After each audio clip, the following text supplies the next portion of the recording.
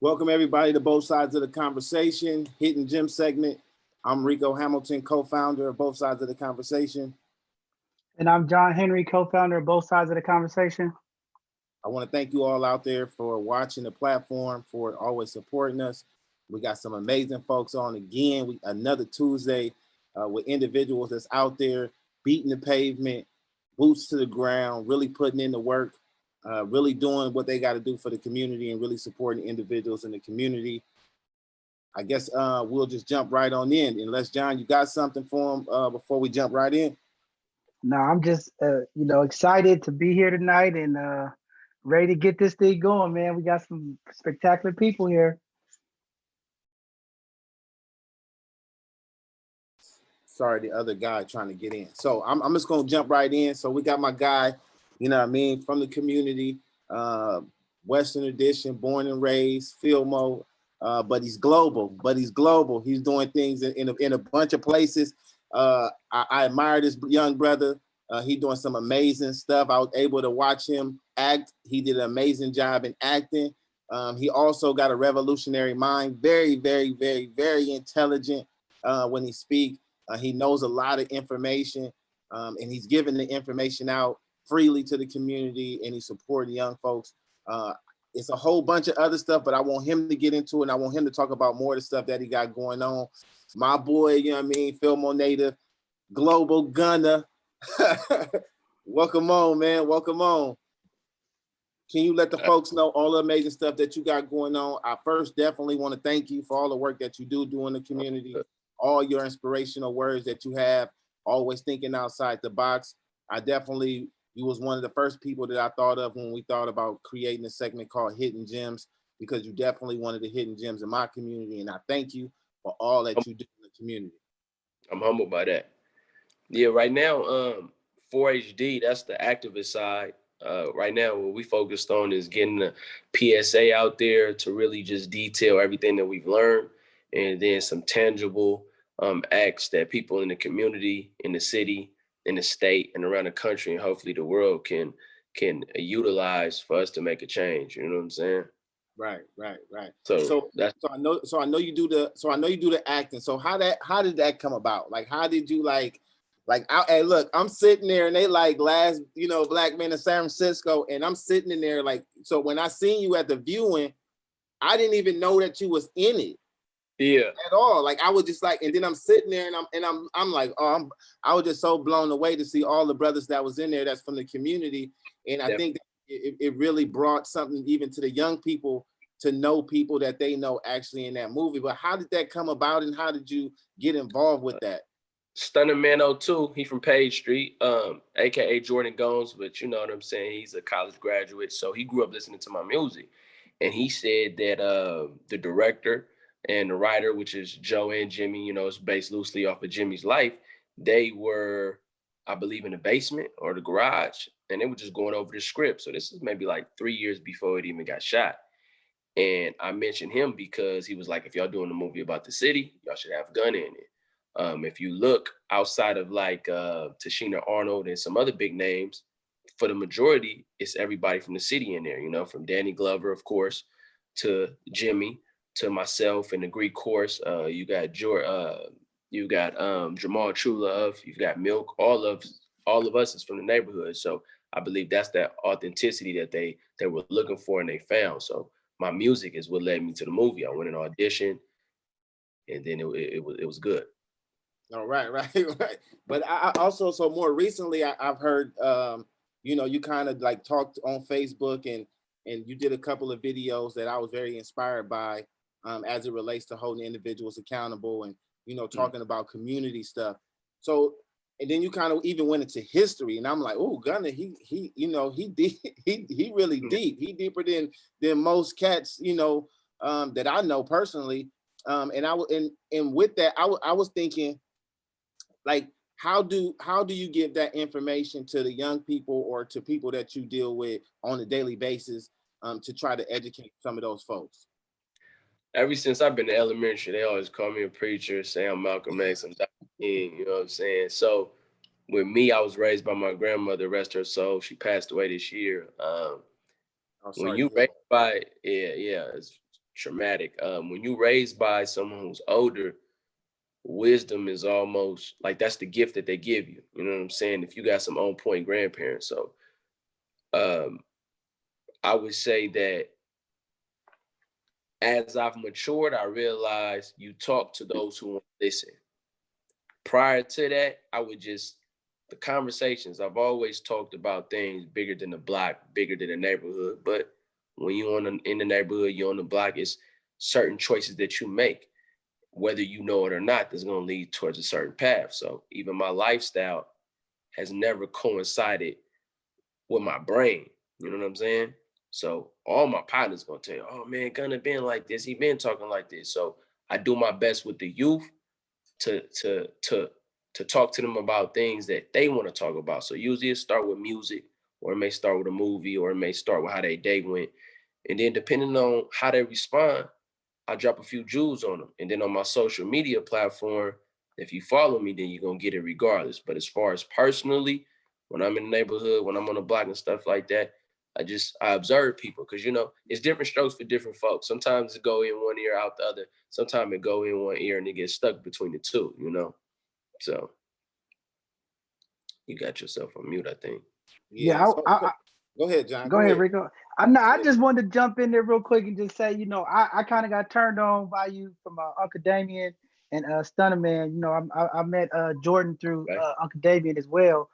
And I'm like Rico, I was really impressed. I started following you on Instagram. And I know when all of the George Floyd, like I started seeing just like you started getting really active. And then I seen you guys shut down the Bay Bridge. I seen you in the street protesting.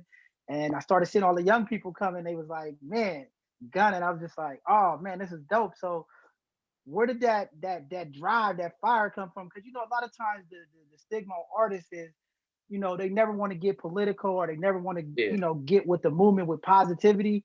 And even in the lyrics, man, I mean, it just seems like you have a lot of creative things. So I just want to know, where did you get that drive and that passion from?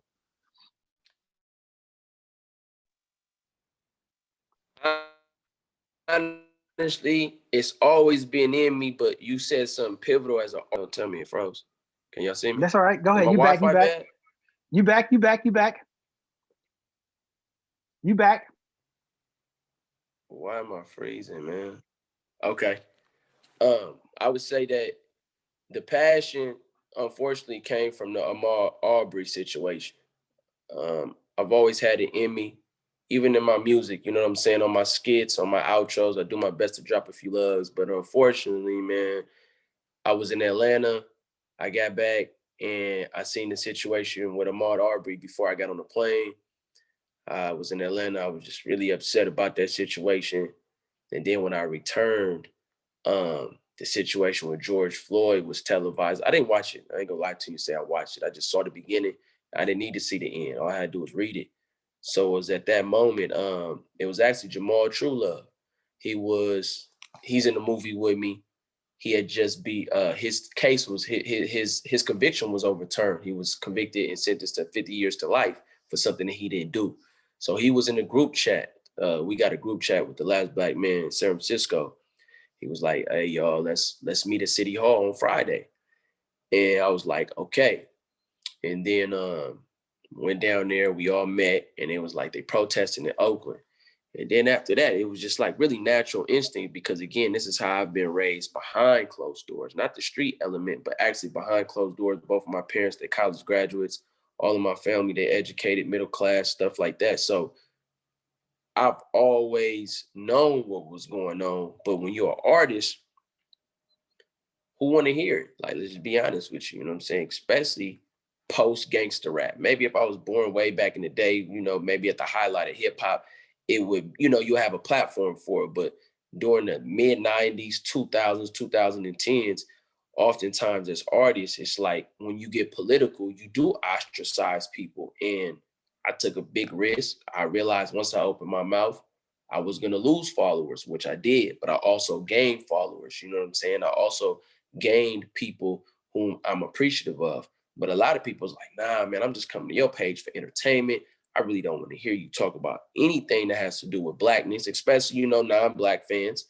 And then again, you know, my fan base is for the most part, you know, it's gangster rap music. So, you know, they want to hear you talk about entertainment and really getting away from life struggles. So that fire really came, unfortunately, from Amar Aubrey and then Jamal True Love, like saying, man, let's do something on Friday. And ever since then, we well, myself and a few other people, we've been doing everything that we see fit to be a part of the solution. And also, where did okay? So, like, you know, I know a bunch of people who say they with the movement, you know, or you know, they with the thug movement, or they with, and then they transition over, and now they with the conscious movement or some type of movement, but they don't have the courage that I see you have, right? Like to me, your courage, it's like a transcending courage, right? Where this seemed like this is your authentic self, right? No matter what, like no matter what, in one way you this way, no matter what, that transit even it translated even in positivity, right? So like, how do we encourage folks? I mean, because maybe they just don't have it in them, but because it take courage to shut a bridge down. But it take a lot of courage to pick up a weapon too. You know what I mean, or break the law. No, right, In right. aspect. You know what I'm saying? So I know with me, it comes from prior to me ever being in the streets. Knowledge of self, knowledge of my blackness, knowledge of my people, knowing that outside of criminality, I am somebody. And also just living that duality. Like again, after a lot of them protests, I was right there in the hood, you know, dice games right there. Even though I don't gamble, I'm watching the dice games. You know what I'm saying? I'm walking to the store getting juice and stuff like that. It wasn't, I know with me, I'm pretty transparent, so it was no conflict. Unfortunately, the question that you asked is complex. Tupac died doing it. You know, Tupac died trying to balance that duality. Unfortunately, Nipsey Hussle was killed, you know, keeping it real as he was elevating. So it's nothing that I have a direct answer to because I'm juggling it. You know what I'm saying? Day-to-day life. It's like I'm standing up for what I believe in at the same time. Don't play with me. You know what I'm saying? Like don't, you know, you around people who are protesting, but then you go into an environment where it's like, I ain't trying to protest and man, I don't care about that. And man, I'm trying to get some money. And so it's like it's not something easy. But again, when you have knowledge yourself, I feel like the universe is just gonna guide you. Like my closest partners, again, they know me. Anybody who was locked up with me, anybody been to school with me, college, high school, they gonna say it's always been these two sides to me. And unfortunately, the negative tends to pull at you more. But recently, I would say due to COVID-19, due to me being isolated in the house, and then just me who I am, I'm not going to protest. And then when I protest, it's all within the boundaries of what I stand for. That's another thing. So I'm not going up there, hands up, don't shoot, taking a knee. Nothing against that because I do understand that method. You know, studying Dr. King, studying Nelson Mandela, and a bunch of other peaceful protesters, including Muhammad Gandhi and stuff like that. So when I go out there, I do my best to stay true to who I am and the things that I stand for. So I believe that Black people should not be physically harmed, should not be killed, should not be oppressed because of the color of our skin. That's what I believe. I believe that police should be held accountable if they break the law. So if you kill this brother or sister on camera, you need to be held accountable the same way I would if I killed anybody on camera. Innocent or guilty, self-defense or not, I'm getting arrested immediately. You know what I mean? So protesting to those who are watching me, just be true to self and don't participate in anything that you don't believe in. Like there's been a lot of things that people invite me to. Some things I'm comfortable in, and other things I just pass. I'd be like, well, that don't really fit with who I am. And you don't want to lose who you are. You know what I'm saying? And it's a balance too as an entertainer. So that's a lot of my partners around me. It's like, I didn't went deep into it and exposing it, but not exposing, but I've been deep in involvement. But I've also realized as an artist, okay, my next move, I need to figure out a way to put all this information and this experience into the art and get people involved. Right, right. So is there anything that you're doing right now, just that you want to just tell folks that you got going on? that they can help support, that they can back you with? Right now, we need a courtroom, a mock courtroom or a courtroom. That's like the most pivotal thing to what we're doing right now, because we're working on production. I'm not gonna go into detail about it, but it's definitely it's informative, it's positive, it's productive, and we need a courtroom space for about 8 hours to really seal the deal. With that, it would allow us to finalize the visual, and then the visual will be pretty self-explanatory. It's dealing with current events, it's dealing with tangibles, and imagine like Michael Jackson created Remember the Time, but imagine him doing that in a political way. So that's basically what we're working on, that courtroom. I mean, yeah, so that's what we own right now. And literally, I just got off a call maybe like 3-4 hours ago. That's what the whole conversation is. So anybody out there that has access to a courtroom or access to people in tech who potentially want to donate to a nonprofit that can help fund it, because we don't want to go to LA. I ain't gonna lie. In LA, the price is ridiculous. So we trying to find one around here that we can utilize to help push this message. Well, we'll definitely promote that, and we'll push it as much as we possibly can and see if we can get some folks to help support with that. I know a couple of folks down there at 850 and that Juvenile, and see, you know, like how can they support, especially in this moment that we in, and trying to educate folks and uplift folks. And I definitely want to support whatever you got going on, whatever I could do to support you as it relates to, you know, the whole defund the police and all the stuff that they got going on. Definitely. Yeah, that's what we're using this. My bad. That's what we're using this this moment for. So the visual, we're gonna articulate in a dope way. So that's another thing. It's not oftentimes people misconstrue the anger or the passion or whatever. So that's why we finna put it on video so that it makes a lot more sense. And it's like, if you don't agree with this, this is how you can help. Because that's another problem that we have right now. Unfortunately, we're seeing a lot of people who want to help, but the question is, how can they help? And nobody taught that. We kind of like had to learn the hard way. Even all this money that has been, all this money has been dispersed. Has anybody on the ground felt it? I'm talking about in any city, any state. So right now, it's about creating, utilizing our platform for these tangibles, because Black lives matter for sure, but Black schools matter, Black housing matter, Black education matters, Black health matters. All of these things are encompassed in Black Lives Matter, and we don't want people to fall in love with just the words or the caption. We need tangibles. We need to see the difference. The time is now. It's been 400 years. We're not waiting another 400 years. We're not waiting another 10 years. This is the decade that liberation will manifest in the physical form for Black people here and abroad. Hey, I definitely need you to come and do a couple of groups with my young people and figure out, like, because I mean, me and you, we didn't talk before, and you got some amazing ideas, and I definitely want to put you and support you and direct you in a certain direction where you can actually tap into some of those funds, because your thought process and in the way that you know certain things that's outside of that, and you really from the community, you really from the you really from the ground.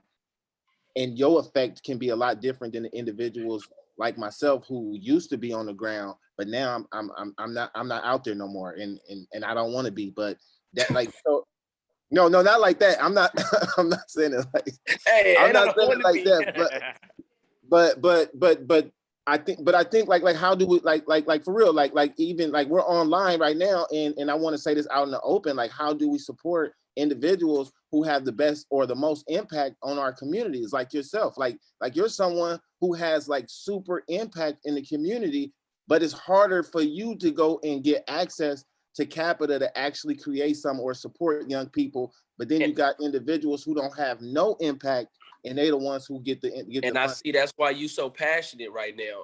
I see on Facebook the stuff that you say, man, and I love it, because what you're saying, a lot of people don't say out loud. And I understand it. It's like, imagine me and you having access to $5 million to help white women.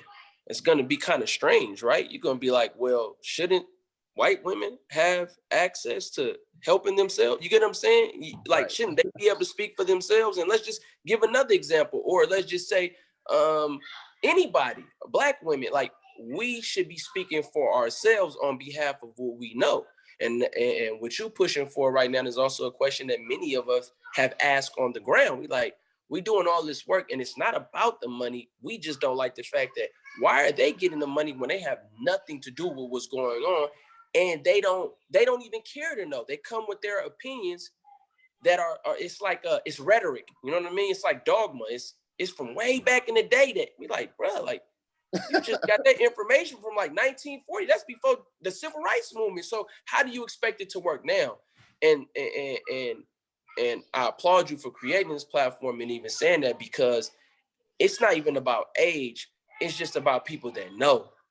Right. And you're not the people who speak for the streets or for the neighborhood. Come to the neighborhood for the streets, and we can make a difference. You know what I'm saying? So again, with our next project, literally what you're saying is what we doing, because that's where we at. We at a point now where we like, nah, it's just not cool, and we can't wait for somebody else. We got to do it ourselves, because we've been totally looked over. The people on the front line, totally, man, totally looked over. Like especially in San Francisco, like it's like black men don't even exist or something out here. I don't know if they. It's crazy. It's crazy. I mean, that's like one of my frustrations. And, you know, I didn't try Black Men United and created these different groups around black men, and like, how do we uplift the black man? Because like at the end of the day, like people don't like to admit it. They put other people at the bottom of the totem pole. At the end of the day, black men is at the bottom of the totem pole on all numbers. Always been, brother. Always been. Right. Right. But no one want to admit that. Nobody want to talk about it. So like my thing is how do I uplift black men, and how do I support black men? Because I've been in a place where I'm on the ground and no one will support me. Then they get to saying, Rico, well, you gotta learn how to play the game. And it's like, I don't want to play games with my people's life. Like, you know, so a lot of times I don't get invited to those rooms. And when I do, I'm raising havoc and I'm advocating for the people who are on the ground. So in this opportunity, in my advocacy, I am making movement and momentum. So I definitely want to be able to connect with you and make sure that we can get you access to those funding, and making sure that, you know, because I can vision and see you doing something that's amazing and educating these young people in ways that other people probably don't have the access to. So whatever I can do to support you, I'm here for you. Both sides of the conversation, here for you. John, I know you got something over there. Keep shaking that head. No, I mean, you know, before we let you go, I just want to say thank you, Gunna. You're not only an inspiration for me. I know a lot of young people follow you. Just keep up the passion, keep doing, you know, what you're doing, because it's important. And like Rico said, we in these meetings, there's not a large representation of men, period. Not only black men, but men, period. And a lot of times what's happening is the narrative and the loss of focus for us is just at the forefront, right? So we got to connect, we got to come together. It's a bunch of us. There's opportunity for resources, but again, if we're not at the table as men, as black men, and as men, period, and if we're not united, you know, we're just going to keep losing out. And that's the biggest thing. We got to get together and come with one message, you know, support each other, and make sure that the things and the ideals that we have, that we're putting on the place for these city leaders, for these city officials, to help break some of the violence in our community, to help break some of the incarceration in our community, and also, you know, break some of the systemic and some of the educational lapses that we have in our community. We have to get to the table together. So thank you very much, Gunna, man. And I'm definitely text you my number, and then we can get in the group chat, all three of us, just in general. That way we can stay up to date, because I know y'all on the front line with legislation and all of this stuff that has to do with the city. I would say on the other end of it, which is they both important. You know what I mean? You can't have one without the other. So definitely, I'm gonna text you my number, Rico, and we gonna make this stuff happen, blood. Because I'm definitely inspired by that. That made a lot of sense what you was talking about, being at the table. And that's something that you always emphasize on Facebook, like being there, being seen, having a voice, if not because somebody else will. So I respect that. And I appreciate y'all for having me too. Like sitting at a table, it's like sitting at a table, right?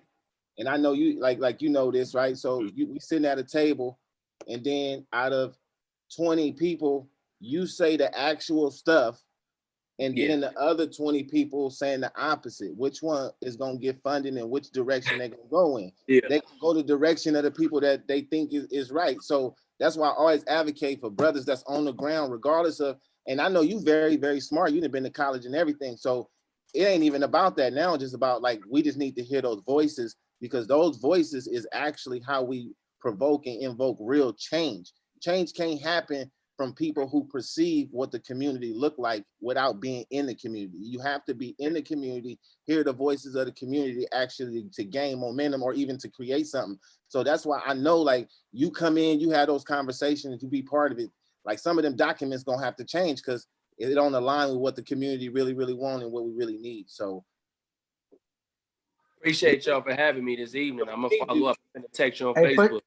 for sure. Hey, Gunna, before you get off, can you verbalize all your social media handles so people can follow you? Because you know, we replay this, and sometimes people, like, if you put in the chat, they might not get it. So if you could just say out what your Instagram, Facebook, how people can follow you, and then once we replay it, like, some people watch it tomorrow and they'll be able to follow you. Okay. If you're on Instagram, go to Gunna Goes Global, Gunna Goes Global, Global. If you're on Twitter, at Gunna Goes Global, Snapchat, Gunna Goes Global, YouTube, Gunna Goes Global. Everything is Gunna Goes Global. I appreciate y'all for having me. Hey, man, we appreciate you coming, man. God bless you. Keep doing the work, man. And we got your back, whatever you need us for. Okay. Appreciate y'all. All right, Be blessed. all right, for sure, Gunna. All right. All right, now we got another special guest. John, I'm gonna need you to hit this one, man. You gotta hit this. Hey, I seen his bio and I'm like, oh, his bio was like a novel. I was like, he doing a lot of stuff, man. Like, he could do a lot of work for the community and supporting a lot of folks, man. And that's what this show is about. It's about, like, highlighting individuals who have empathy, compassion, and love for the community, have love for supporting individuals, uplifting individuals. And when I seen that bio, I'm just like, oh man, like, this is definitely a hidden gem. Someone, you know, I don't even want to say hidden gem. This is definitely a VBS diamond shining, because he definitely been putting in the work. So, John. Man, I mean, it's so many words I could say about Harvey, man. Harvey has done so much for not only the community. You know, people need to understand, you know, this fight for change, this fight for justice, this fight for inclusion. It starts with people that are allies that work with us. You know, it doesn't matter the race; it just matters about the heart, man. And Harvey is one of those guys that's done so much in our community. And here at both sides of the conversation, that's what we about. You know, it's about highlighting the people, promoting them. You know, while we have these people here, we need to give them their gems. And I know it's always hard when people come on this segment, because a lot of us, we do this from the heart. We don't want recognition. We do it because it's the right thing to do. It's the integrity. But we have to do it sometimes, because it's too many times we lose people, and then we have to come tell all these wonderful stories and all the great work people are doing. So today we had to bring Harvey on, because he's not only impacted my life, but he's impacted people in the community. He's done about so many meetings. I can say we did about 2 or 3 years straight of just twice a week meetings at Juvenile Hall. He has a heart of gold, big heart, not afraid to get in there and do the work with the community. He's been acknowledged for a lot of his accolades and different things. Professor, teaching young people, giving information back, receiving the highest praise from the Congress to the highest officials, doing some amazing work, just always giving. Did a lot of stuff with Jack Jackwa and Dr. Marshall at Alive and Free Omega Boys Club.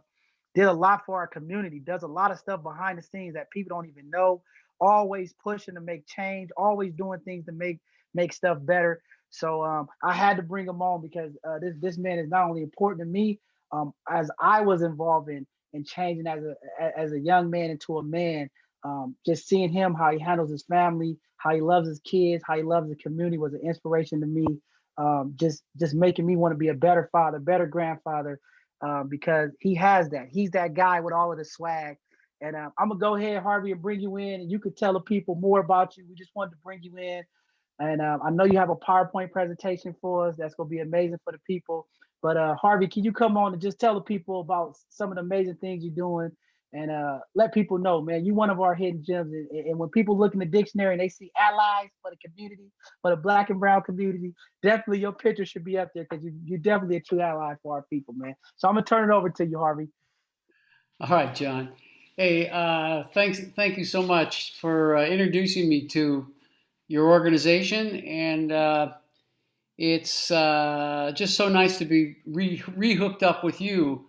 It's been too long since we've been able to hang out or do anything together.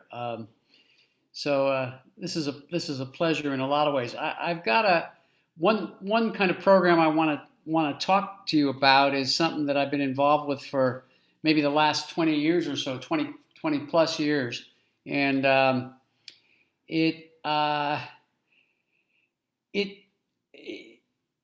I've struggled over time as to how to make the biggest impact, or how to bring about change, because you can see how unfair, how bad things are around you. It's very, very easy to do that, and sometimes I want to blow it up, right? But for the most part, what I've done is I've sort of worked from the inside, and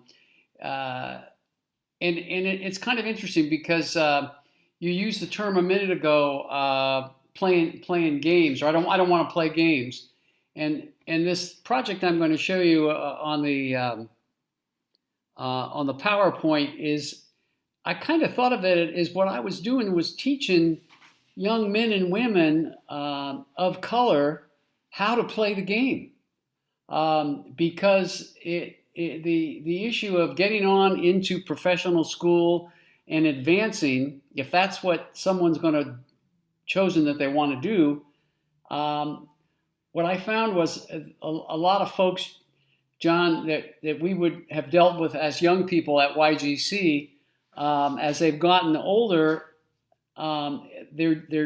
they're trying to do the right thing. They want to do the right thing, but they don't know how to play the game, and that becomes something that's pretty important. So that's kind of what I'm going to do as I go through this PowerPoint.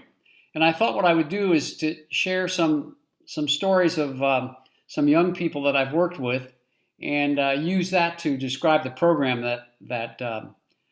that's been so much an important part of my life. The other thing I should say is that I've gotten so much out of, so much inspiration and so much love from working with the young people that I've worked with, that it is a labor of love. You know that, John. I mean, so anyway, here we go. Let's see if I can find out how to get this on. Let's see. Nope, that's not what I want to do. I'm not sure where the PowerPoint is now, John. Can you click the share content? Did you click your share content screen? Share the screen. Yeah. Oh, there's the PowerPoint. Thank you. You got me right where I want to be. Okay. Can you see it? Yep. You could go ahead and run through it. Okay, man. Great. And feel free to stop me along the way and ask any questions you want. So you can see by the title, it has to do with diversity of the workforce and access to care. Those two things are related. And I show this first cartoon because in some ways it's symbolic of a lot of issues. You see a guy in the back pushing, you see a guy in the front pulling, and they're struggling. You can tell from their body language that they're struggling. And you look at it, and the reason they're struggling is the wheels are square. And if you want to move anything with square wheels, you realize it's not going to go too easy. And you look a little further, and you look inside the cart, and there's a bunch of wheels. And so I think the answer is right in front of them. So many times the answer for problems is right there, but we just don't see it. We don't recognize it. And so what I was doing from working at the University of California was, and the problem is often identified with the wrong person. The problem is not always the youth that we're talking about. The problem is very often the systems that the youth are engaged in. And the change needs to come about from the institutions themselves, not so much from the young people. I mean, it's kind of both things have to happen. So anyway, let's see.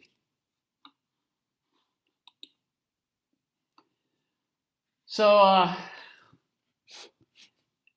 this is a young fellow that I came in touch with, and John Henry. I don't know if you recognize him, but he did come up to the Youth Guidance Center with me a couple times. Yeah, I remember him. Back in the day, and so he's originally from Bedford-Stuyvesant in New York City, and so he. This is when I first met him, and this is about 5-6 years later, when he's graduating and has been identified with a $5,000 award as the most outstanding student. And he started in a very difficult situation. He was one of there were three he had one older brother, one younger brother, and a sister. They all lived in a one-room apartment with their mother, raised by their mother. And he, from the very beginning, knew he didn't want to have a life in the streets. His brother actually was killed. He knew that he didn't want to do that, but it was a real struggle for him because all the young people that I'm going to show you share several things. One is generally they're poor. They're dealing with poverty. Generally, they're living in a neighborhood where the schools are underperforming. Generally speaking, they don't have role models that look like them and that they would come in contact with. So their role models are often people that are going to get him going down the wrong path. But so he went from. Let me see how I can do this. I think I'm going the wrong way. No, that's okay. This is a next student who he started out in his life. He was in Palestine and came to this country with his family when he was a young man. And he was as a Muslim, he was persecuted and he had a lot of struggles. But he knew he wanted to get into the health situation, health professions, and this is him at graduation, and with his mother and father, and they had no understanding of what he wanted to do, in life. I mean, it was absolutely foreign to them, and so what we did in this program was try to put together mentoring and role models and the chance, give these young men a chance, young men and women. So to be a student in this program, number one, you had to apply to professional school, medical school, dental school, and been denied. So if you've applied to the school, you've already finished a lot of the requirements. But for one reason or another, these young people couldn't make the cut. They were denied. And so the program that I started did was to kind of look at why they were getting turned down by the professional schools, and then try to address each of those issues so that the schools would look at them in a different light, and give them the opportunity that they clearly deserved. So this is another young man. This is at the end of the day. Tony was a boat person. He came to this country. He and his family escaped from Vietnam. They tried to escape 3 times and failed. 4th time they did make it to a refugee camp. And so now he practices up in Sonoma. He's married to this young woman and has two two boys and a new baby down here. You can see, and basically turned his life around. He also went to the Youth Guidance Center with me several times, and wanting to reach out and try to be helpful to people. This person is a Cherokee Indian, and these are his parents. He grew up in Oklahoma under very, very rough conditions. His parents, they loved him, but they beat him. I mean, he was beaten regularly because they didn't understand why he wanted to do something other than be on the reservation and do farm work and hard labor on the reservation. So he came up a different way. What I found out was this group of students. What we had to do was build a community of trust where they could share their stories with each other, because even though the three or four people I've shown you are very different, they have some things in common. And what we had to do was to build a level of trust where they would trust each other and they would support each other and not be competitive in a negative way. Be competitive so that they would all go forward together, and they did. This young woman's name is Joy, and she was Joy. She came from down south, from Georgia, and raised in a single family with just a mom on the scene. Pops was gone, and wanted to be a health professional. Always did, and here she is now. This is last year she came out to visit. She was a student of mine back in 2001, and here she is with her family, and she's currently the director of a healthcare program for the prison system up in Tacoma, Washington. She's given back to the community. Actually, just has written a book.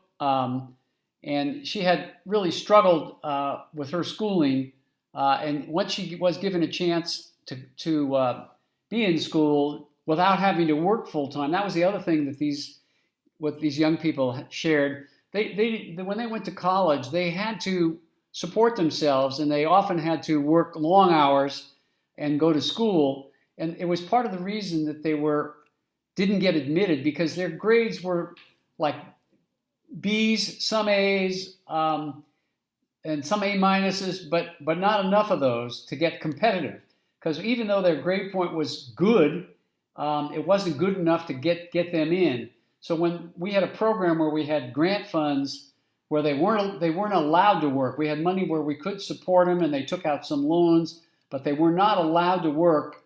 And it was the first time in their lives that they've ever, could spend full time concentrating on academics, and that made the difference. So in the program, one of the things that we did was they took academic courses.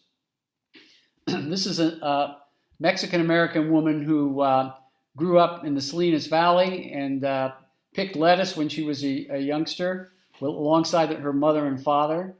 But we provided academic courses for them. And basically they had to get A's, because we had to prove to an admissions committee that, if you look at their earlier records, their grades were maybe between B's and A's. But if they're given a chance to, without working, they could get A's. And so we had to prove that to the admissions committee, and they did that. And here's another Mexican American family.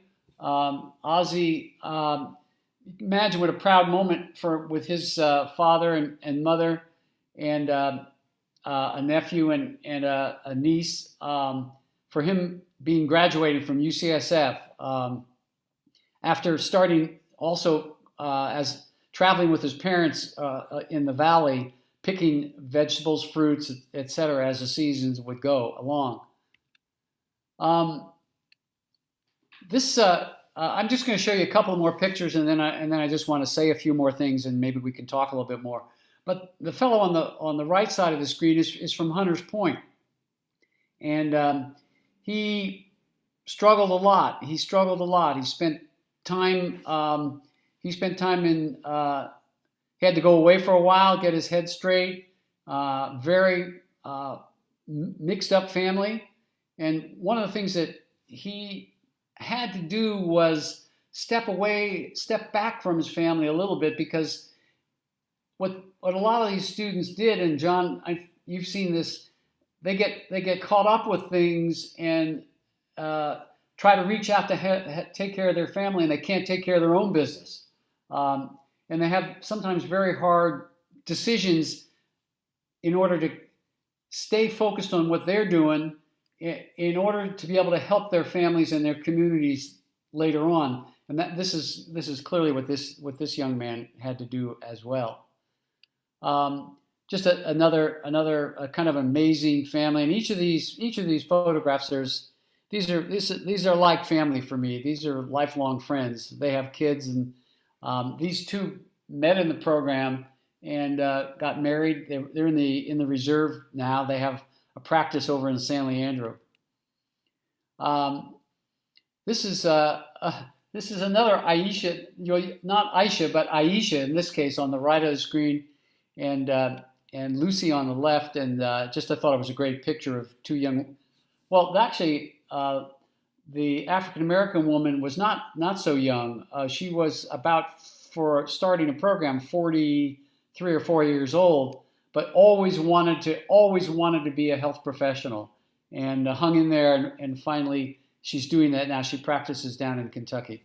She practices on a reservation in Arizona. This is the last slide I have, and as you can see, the fellow on the right, he's completed the meeting. His comment is, "Hey, great meeting. Thanks a lot, guys." The people sitting around the table all have knives in their back. So I think we've all been in meetings like that.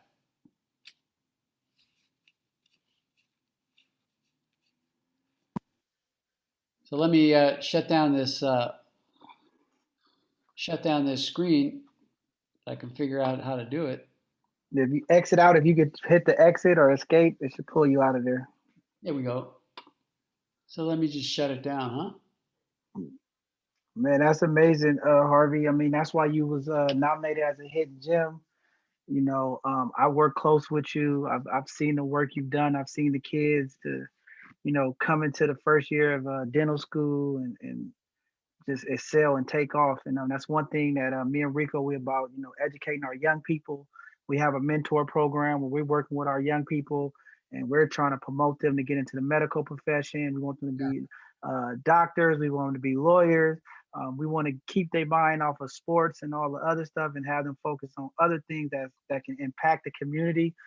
And I'm just thankful to know you. I know, all the stuff behind the scenes that you continue to fight for the underprivileged communities, for the Black and brown community, for all people that's struggling, trying to make a way out of no way for them, making sure that they're recognized, and making sure that they get through the struggles and the obstacles. So definitely just appreciate you for coming on. And if you got a couple seconds, you could we got our other guest that popped on. Yeah, absolutely. Just kind of tell people what you did at UCSF Medical Center as a professor, some of the things you did at the region. They heard you about the stuff in the community, but just kind of let people know what you was doing up there at UC. Well, at UCSF, I was engaged with trying to open up the admissions process to have take a broader view of what individuals can contribute, and how they can make the medical profession, the dental profession, better than it is. Not only for themselves, but what I got a letter not too long ago from someone who said that he says you don't really realize with this degree how it affects me in terms of my ability to earn a living, but it affects my family, my cousins, and my community. And so having them have an opportunity is good. It's just good for everybody. It's just a win-win. And they contributed so much by being a part of the class. And but the institutions have got to change too. I mean, the young folks have got to do their part. They got to be pretty serious about what they're doing. But I tried to make change from the inside of the institution so that it is more accessible to a wider, more diverse group of people. And you know, when you go to UCSF, there's too many people that look just like me, right? They're just the university wants to make change, but they sometimes don't know how to make change, and they're kind of afraid of change. You know, some of the students that I showed you, they're just actually afraid of them because they haven't experienced a wider community. So I tried to find ways to promote people being together in a legitimate kind of way, not just a BS kumbaya kind of way, but for, you know, real talk stuff. And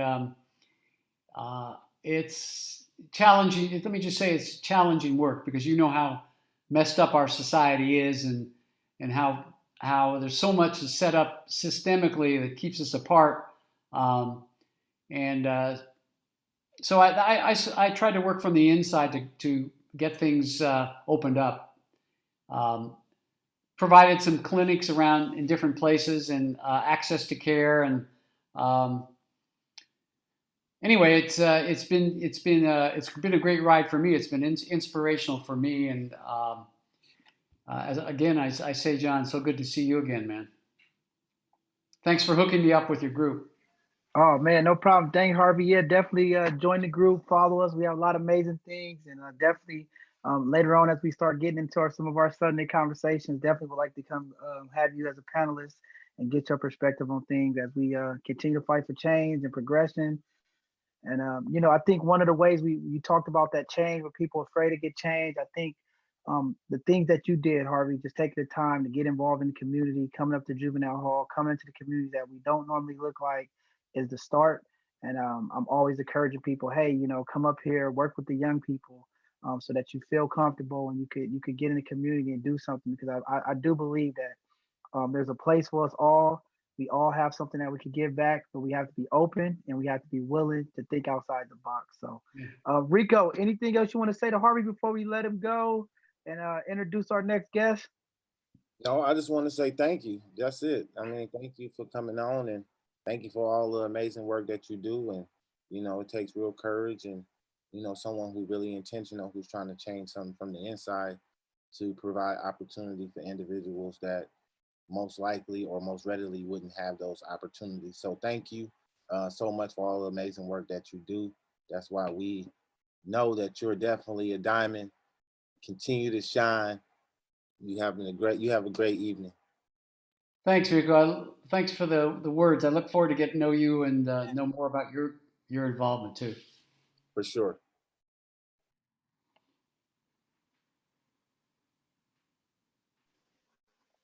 All right, Rico, you want to bring our guy in, Alan? We have to unshare the screen.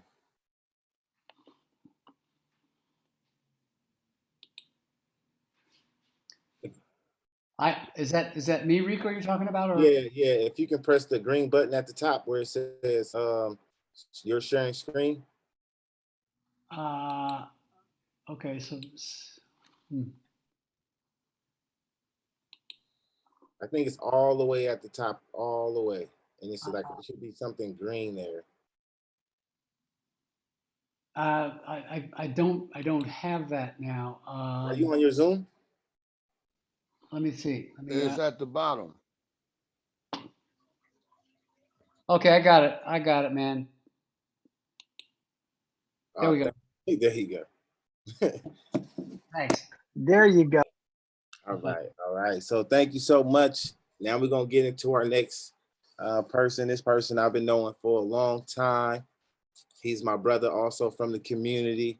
Been doing this work for some years now, and he liked to call me his mentor, but you know, he don't know just how much of an inspiration he is to me for all the work that he do and his story and how he changed his life around and has been doing amazing work over there and citywide around changing individuals' lives. His name is Allen Harven, but I like to call him Puff. You know, that's his community name, Puff. He's right now working for Positive Direction. And I know he got some other jobs that he do. He go inside the county jails. He support individuals. He do case management. But John, do you want to say something, or should I, or can I just have him go into what he want to say? Man, go ahead. I want to hear all this amazing stuff that he's doing. So go ahead and just let him go right into it. So Puff, if you can kind of like just give us a background on and tell us a little bit of your story, and then kind of go into some of the stuff that you got going on. So thank y'all very much. And first and foremost, I'd like to apologize for coming in kind of late. It was kind of rough getting in, but I finally figured out how to get into the meeting to Zoom. As Rico was saying, I've been knowing him for very long, and my background I'm just gonna go like this. I started from the Western Addition, which everybody knows Filmo, from one of the roughest parts, OC Projects.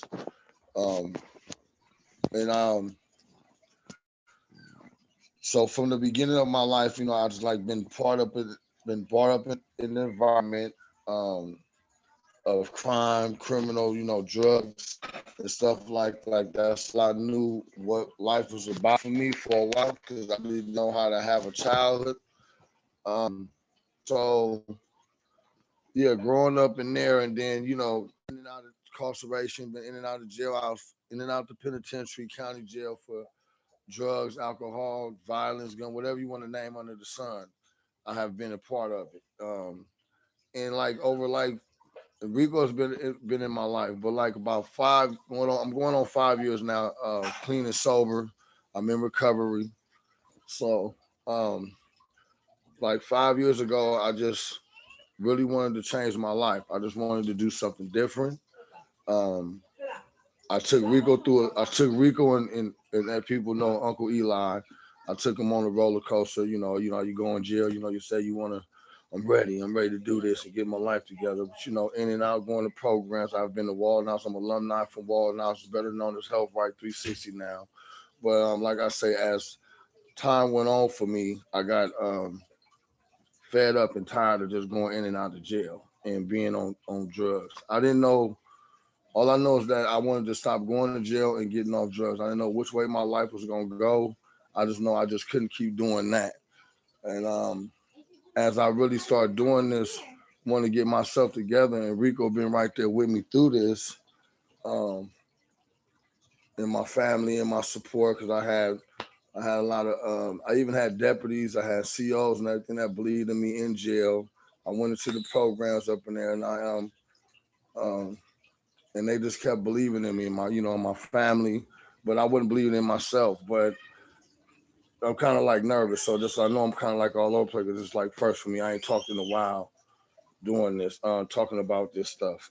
So as time been going on, so just bear with me. So as time been going on, finally I just wanted to know how to live out here in society because I was so institutionalized, and that's because I lost my mother. Let me go back a little bit. Let me phrase this. So I lost my mother at a young age to heroin. She overdosed. She killed herself. And I'm the third oldest out of 6 of us on my mother's side. I'm the 5th oldest on my father's side out of like 15 of us.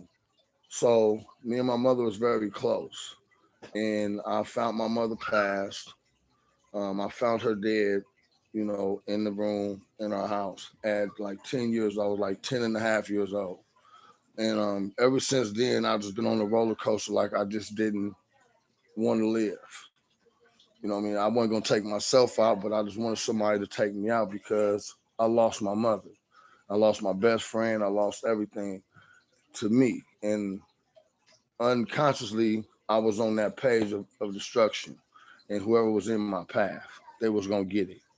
You know what I mean? So that's how I was living my life. You either gonna live or I'm gonna die. Somehow through all these trials and tribulations that I've been putting myself through and went through, participated in, he had a plan for me. He wouldn't take me out. So that's why I say finally I just said, well, you won't take me out. Well, let me try to see what life is about. Let me see what this is about. And so far for me, in these 4 years, 9 months that I have out here, my life has been nothing but going up. It's been beautiful, even through my struggles, through all my struggles and everything I've been through. It's just been a beautiful thing for me to be able to tell my story, to be able to share my experiences, to be able to let my peoples know, to let folks know, because I deal with, like Rico say, I work with Positive Direction, but I'm a part of the Nova, in the probation sheriff department. I work with them hand by hand, helping incarcerated people when they coming out, to help them get a life. To help them with, to get jobs, housing, um, whatever they need help with. Just to, we do groups. We have a Thinking for Change class that's on Tuesday. That's at 6 p.m. to 7:30. We also have another gathering for where everybody is co-ed, and that's from 7 to 9:30. We have Women for Solutions. We have sober living housing. Our main office is in Bayview, Hunters Point on 1633 Newcombs Ave in the Bayview district. That's the main house. I also help runs a probation house on Oak and Divisadero. Over in there, we have another house. We got 2 more houses that we just opened up between Newcombs and Third, to give people another chance. So someone believed in me, gave me a chance, and that's what God put me on. I didn't ask for this, but this is the road that He chose for me, and I'm full-fledged doing it, and I'm very happy that I'm a part of doing what I'm doing to give people an outlet, to know that there's a light under the dark tunnel, that we don't have to all stay up in that dark tunnel. And like I say, it's been a struggle. It's been ups and downs. It's been bruises, but I know today that I can turn to somebody and I'm not on my own. But I got my great support system. Like I say, Rico is my mentor. He's one of my mentors, best, friend, my brother. I take him up and down through changes, but he's been right there with me, and I'm very happy that he said he never gave up on me. And he helped me find confidence.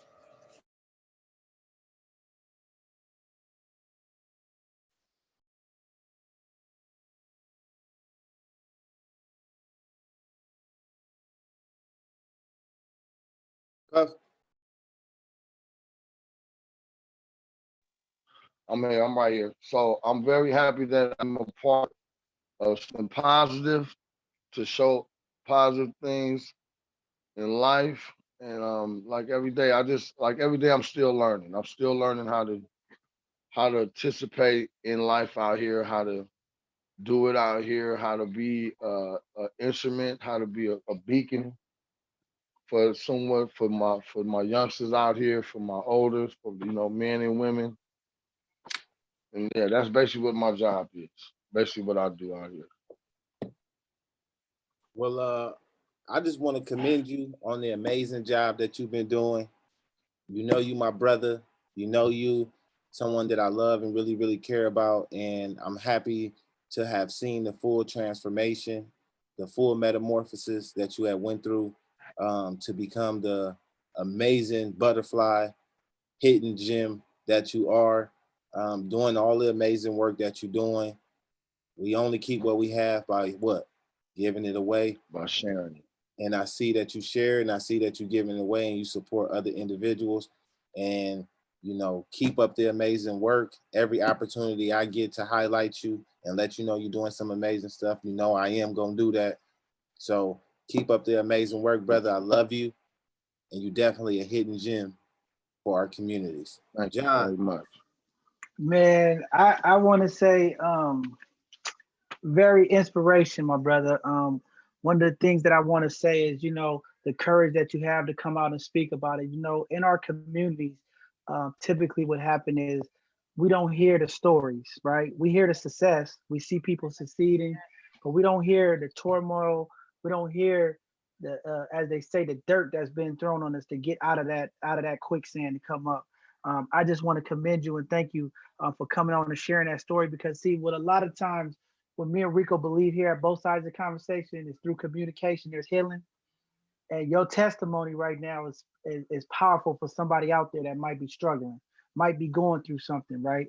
And when they hear these type of stories, you know what I mean, this can motivate, shift somebody, they whole paradigm, they whole everything. And we need more of this, right? You know, being a Right. hidden gem is about a connection. It's about leadership. It's about character. You know, things happen. Nobody's perfect. You know what I'm saying? But we also want to highlight it and Right. uplift our brothers and uplift our sisters and the people in the community, because everybody didn't get the great head start in life. Everybody didn't get the silver spoon. Everybody didn't get the foundation that some people have. And I just appreciate Rico. He talked about you highly. He told me so much about you, and just to hear from you, man, keep doing what you're doing, bro. That's what it's about, Yeah. you know. And what we here trying to do is show love also to the other man in the community and uplift each other, right? We have so much negativity around us, so many things going on social media, and it's just not a lot of love, man, showing love to each other, compassion, and uplifting each other, man. And I just commend you again, man. Thank you for coming on. Very inspirational story, because I know the effects when we lose our parents. You know, we go in different directions, man, and to have support is a big thing. And I'm just glad Rico nominated you and brought you on, because again, there's somebody out there that's going to relate and go, man, if this brother is doing it, I know I could do it. Let me pull my boots up and let me get to work. So I just want to thank you, bro. Keep doing what you're doing. Keep loving our brothers. Keep showing them love when they come home. Give them that guidance, give them that information, and keep leading them to the right way. Right. Because I mean, that's big for me to do today, man. That today that I can have, the sheriffs, the probation, people in high places, they can call on me and they can ask me, can I come talk with this person, or can I go participate, what I mean, and how to help this person get on their feet, and what can we do to do it? Because a lot of times, only way some I know for me, I couldn't really hear a person that never really walked in my shoes or been through it, right? That's how I looked at, like, what you talking about? Oh, a therapist. So a person like y'all, that's been in my shoes or somewhere around in my life, I can hear you. Or plus I can, and a lot of times with us, what I learned how to do out here today is I got to hear this person. Because there's mental health right now. Right now, the mental health is, the homeless population, all these murders and things that's going on out here. Like, I just want to always be a doer. We have a lot of conversations, but it takes us right now to really start doing, especially as men. You know what I mean? Especially for these youngsters, take us men right here, right now, to get out here and be in it, and really showing our folks, showing the youngsters, showing our peoples that here, man, you don't have to stay on this side of the street. It's okay to come on this side, you know. And the great thing about this right now is that even a lot of my folks from my neighborhood, they support me in doing what I'm doing today. You know what I mean? Like, they doing what they doing, but they also be like, oh, nah, Paul, what you doing out here? Or what you do? We need you over there to be helping us get over there. So, that's a good thing and great. And it makes me smile.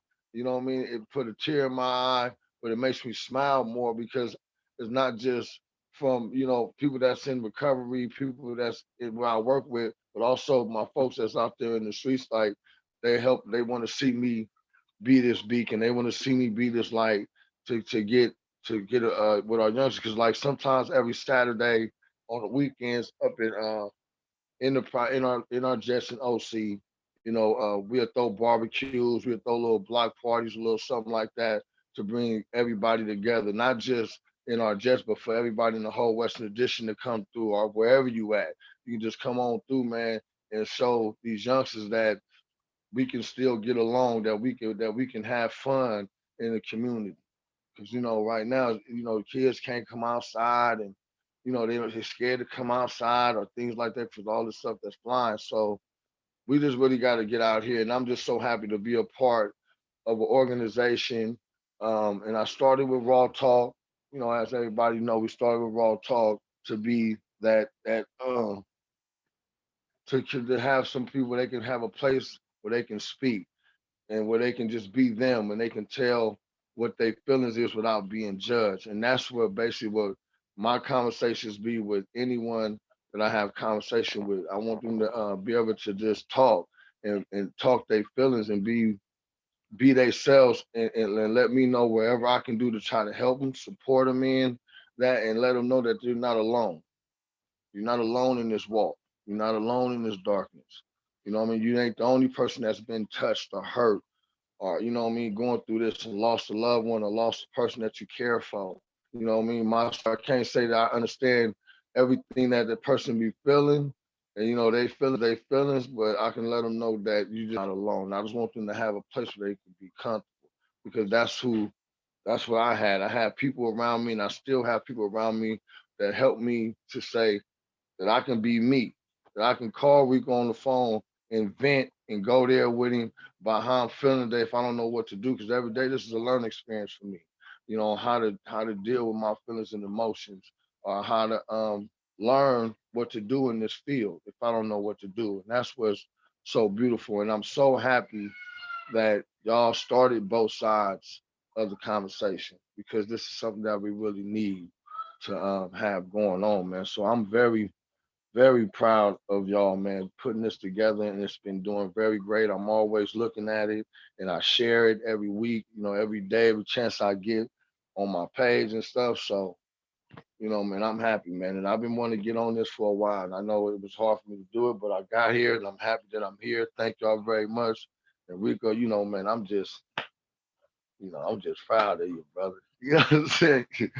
Back home, man. So yeah, man. Thank y'all, brothers, very much, man. Thank you, sisters, and everybody that's watching, man. Please, man, keep on supporting this both sides conversation. Oh yeah, so let me just say this.